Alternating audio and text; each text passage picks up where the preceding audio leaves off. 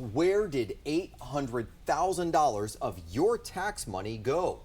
Only 7 News. We told you yesterday that a council member said DC's Neighborhood Violence Prevention Agency lost nearly $1 million. Thank you for joining us as we continue to follow the money for you tonight. I'm Scott Thuman. And I'm Megan Clark in for Michelle Marsh. And we're going to check in with our Washington, D.C. reporter Felicia Ashley, who is joining us live this evening from the D.C. Bureau. Felicia, tell us what you found out today. Right, well, it took nearly a day, but I actually just got off the phone with a spokesperson from ONSE about an hour ago, and I asked them, where is this money? And they said that this money was spent, and they said it was spent correctly. They said it went to citywide violence intervention programs that worked across the district. Today, I followed nearly $800,000 of taxpayer money. Last time I sent you guys $800,000 to set up a team, it got lost. I asked Ward 1 Councilwoman Brianne Nadeau what she did know about the money. In a statement today, her office said in part that the money was given to fund an additional violence interrupter team in Ward 1, adding ONSE did not establish and did not allocate those resources as directed in the approved budget. When I spoke to a rep at ONSE today, they said the money was used to support citywide violence intervention. And if the intent was for a separate team, council would have needed to add a specific line item for that. I spoke to Philip Johnson, a violence interrupter.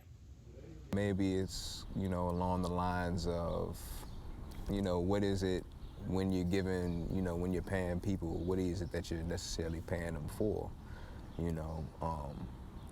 because sometimes, I don't know, it could, I really couldn't tell you. It could be things where things are marked as miscellaneous, but, there could have been something else going on in the background. Like, for example, maybe specific people came out of their pocket to do things because the money that they were supposed to use from the program may not have been available.